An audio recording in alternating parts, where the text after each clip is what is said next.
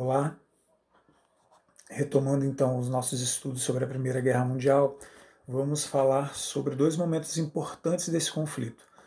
Um ocorrido em 1917, no início do ano, né, em abril de 1917, que foi a entrada dos Estados Unidos na guerra, e o outro no início de 1918, que foi a saída da Rússia dessa guerra.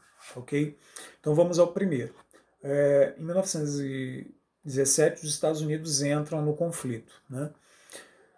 Desde 1914, nos 3 primeiros anos da guerra, eles estavam se mantendo neutros na situação, porém lucrando muito economicamente com esse conflito, né? Vendendo armamentos, equipamentos, medicamentos, insumos de todo tipo para a França e para a Inglaterra.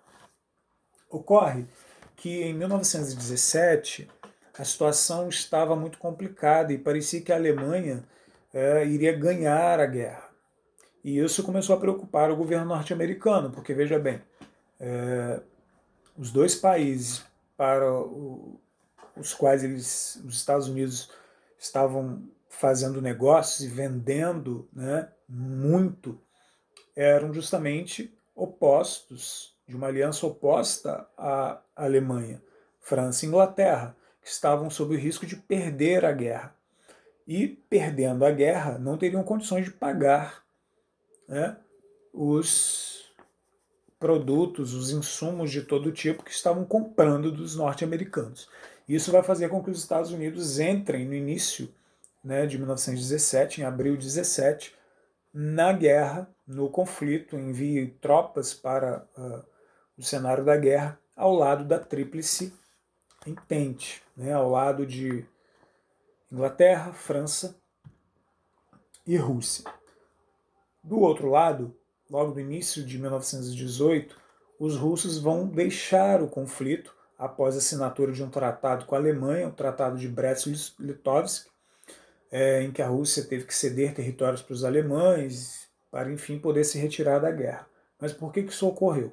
Porque em 1917 estava ocorrendo, havia deflagrado na Rússia uma revolução proletária, a Revolução Bolchevique, Revolução de 1917, que havia derrubado o governo russo, a monarquia russa, o czar, né? E os proletários haviam tomado o poder e não concordavam com o exército russo na guerra.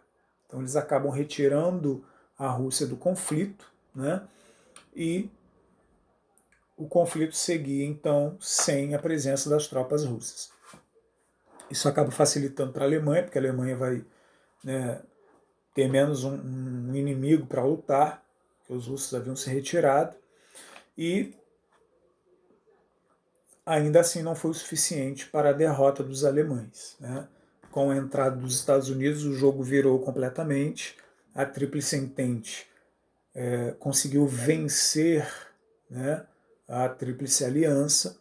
A Itália, é bom lembrar, que havia mudado de lado, então a Itália pertencia à aliança com a Áustria, a Hungria e a Alemanha, né?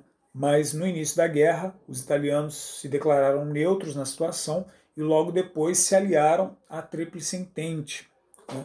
Foram convencidos pelos franceses e ingleses de que teriam uma série de benesses, né, caso a Entente vencesse a guerra, e eles acabam então se aliando à Tríplice Entente e abandonando a aliança que tinham lá com a Alemanha desde o final do século XIX. Ok? Nesse contexto, então, a Alemanha acaba sendo derrotada, né? E vai amargar uma profunda derrota, né? Uma forte humilhação perante o cenário internacional, e o que vai gerar também ali uma sementinha para a Segunda Guerra Mundial. Né? Então, quando falarmos de Segunda Guerra Mundial, a gente vai precisar retornar aqui à Primeira Guerra, ao fim da Primeira Guerra, e às imposições que foram colocadas à Alemanha, né? Para a gente entender que a causa da Segunda Guerra nasce ainda na Primeira Guerra. Ok? Mas esse é assunto para para a próxima videoaula, quando vamos falar do Tratado de Versalhes e das imposições aos alemães por conta dessa derrota na Primeira Guerra Mundial, tá ok?